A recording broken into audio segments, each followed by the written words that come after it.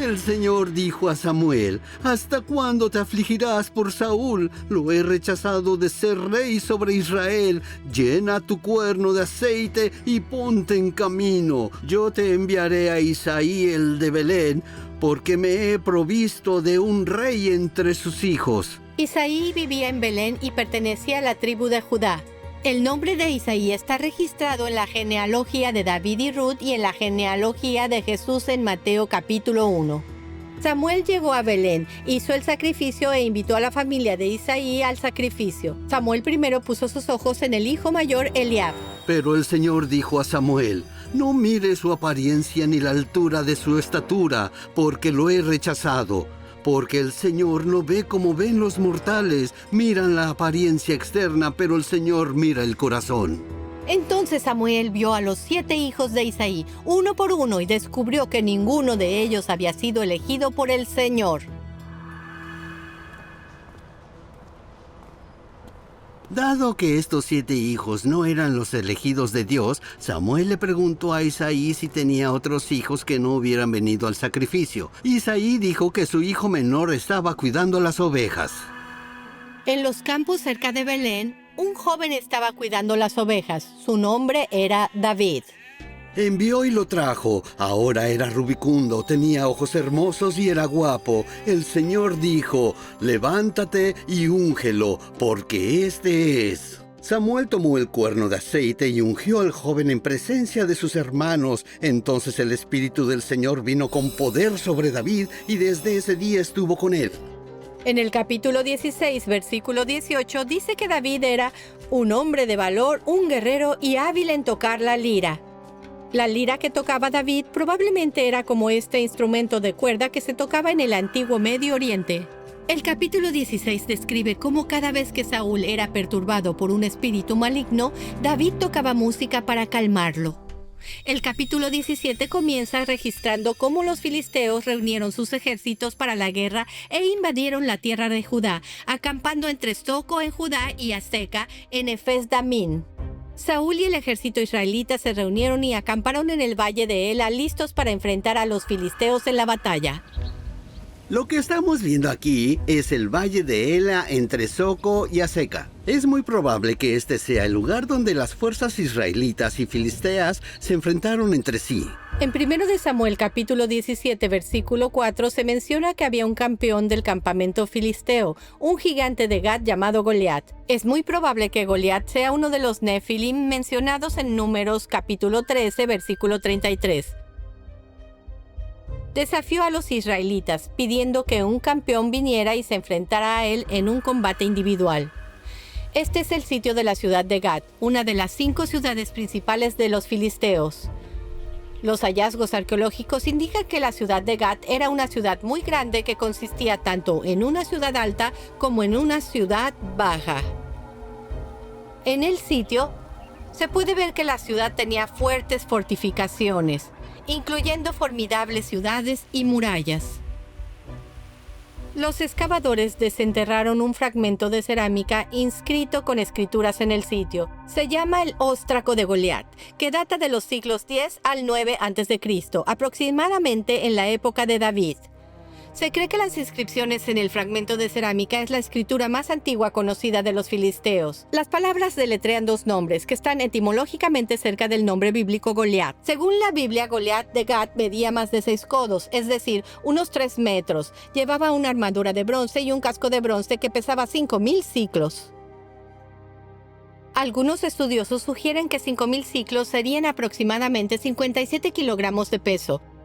Solo su punta de lanza pesaba 600 siclos, que es de unos 6 a 7 kilogramos. En el campo de batalla en el valle de Ela, David siguió las instrucciones de su padre Isaí y llevó comida a sus 3 hermanos mayores que estaban con Saúl en el ejército. Mientras estaba allí, escuchó a Goliat desafiar al ejército israelita y lo había estado haciendo durante 40 días. Al escuchar lo descarado que era Goliat, David se enojó mucho y dijo: ¿Por qué? ¿Quién es este filisteo incircunciso para desafiar a los ejércitos del Dios viviente? Saúl escuchó que David estaba dispuesto a luchar contra Goliat, por lo que envió a buscarlo. Saúl le dijo a David que Goliat era un guerrero experimentado y que David no era igual a él, pero David respondió con mucha confianza: Tu siervo ha matado leones y osos, y este filisteo incircunciso será como uno de ellos, ya que ha desafiado a los ejércitos del Dios vivo. El Señor que me salvó de la garra del león y de la garra del oso, me salvará de la mano de este filisteo. David creía firmemente que Dios lo liberaría, por lo tanto, se enfrentó a Goliat sin ninguna armadura o arma que Saúl le ofreciera. Al igual que el niño pastor en el videoclip, las únicas armas que David tenía eran 5 piedras lisas y una honda. David probablemente lo había usado a menudo para atacar a las bestias que atacaban al rebaño. En la antigüedad, en el Medio Oriente, la honda, un arma primitiva como esta, fue utilizada más tarde por el ejército. Estos honderos asirios a menudo luchaban codo con los arqueros. Las piedras lanzadas desde una honda podían alcanzar velocidades de hasta 150 kilómetros por hora, infligiendo daños significativos. David le dijo al filisteo: Tú vienes contra mí con espada, lanza y jabalina, pero yo vengo a ti con el nombre del Señor de los ejércitos, Dios de los escuadrones de Israel, a quien has desafiado. La Biblia nos dice que David corrió rápidamente hacia Goliat, metió la mano en su bolsa y sacó una piedra, lanzándola y golpeando a Goliat en la frente, haciendo que cayera boca abajo al suelo. David luego usó la espada de Goliat para cortarle la cabeza. Los filisteos inmediatamente entraron en pánico y huyeron en todas direcciones. David confió en el Señor y no confió en ninguna armadura o arma en su batalla contra Goliat el gigante. Creemos que fue Dios quien guió la piedra para golpear la cabeza de Goliat. En el capítulo 17, versículo 52 dice: Las tropas de Israel y Judá se levantaron con un grito y persiguieron a los filisteos, de modo que los heridos cayeron en el camino desde Saharayín hasta Gat y Ecrón. Esta es la vista de Saharayín desde el valle de Ela. Los restos de Saharayín se encuentran en un lugar llamado Kirbet Keiyafa. Los arqueólogos bíblicos han identificado a Kirbet Keiyafa como la ciudad bíblica Saharayín.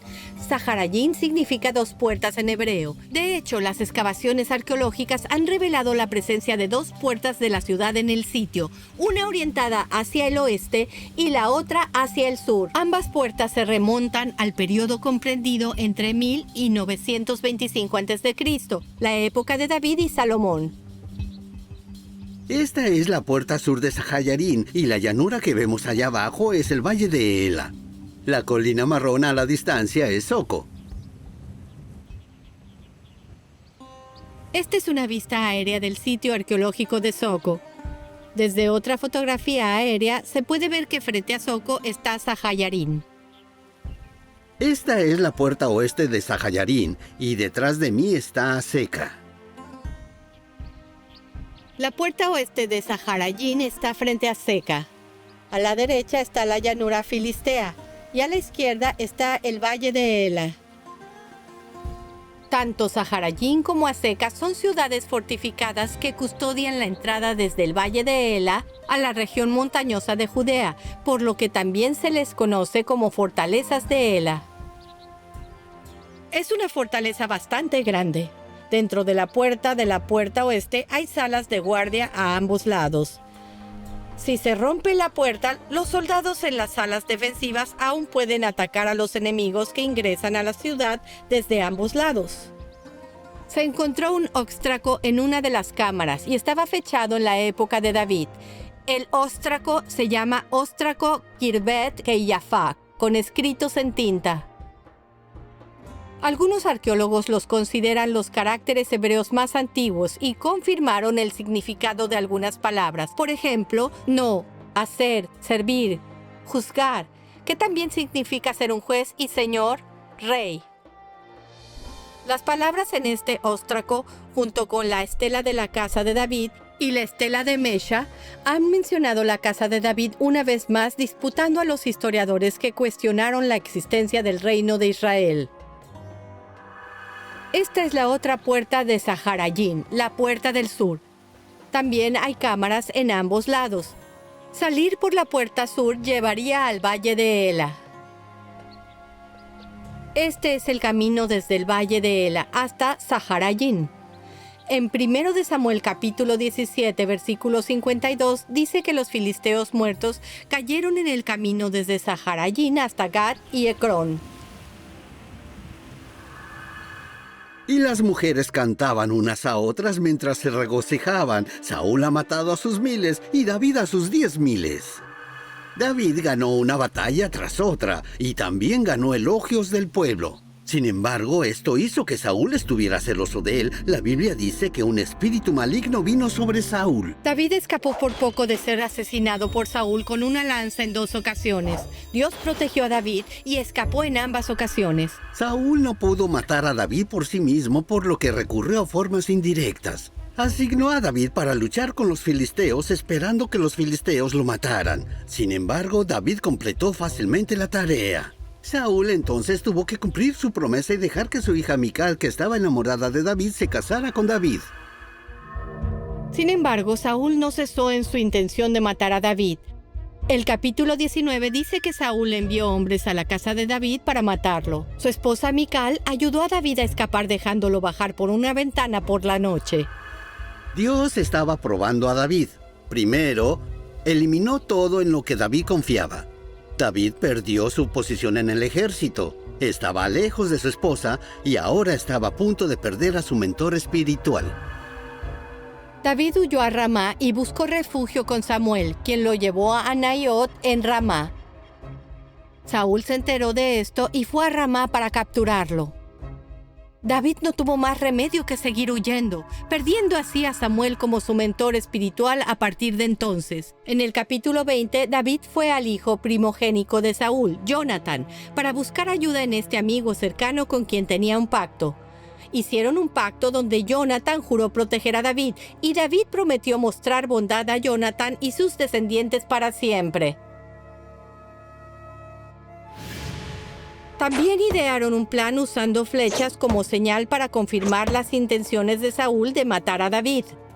Entonces los dos lloraron amargamente mientras se separaban. David se vio obligado a dejar atrás a su amigo más cercano y seguir huyendo. At Spring of Water International Ministries, we invite you to journey with us, giving seed to the sower and bread to the eater. Isaiah 55:10. To find out more, follow Spring of Water International Ministries.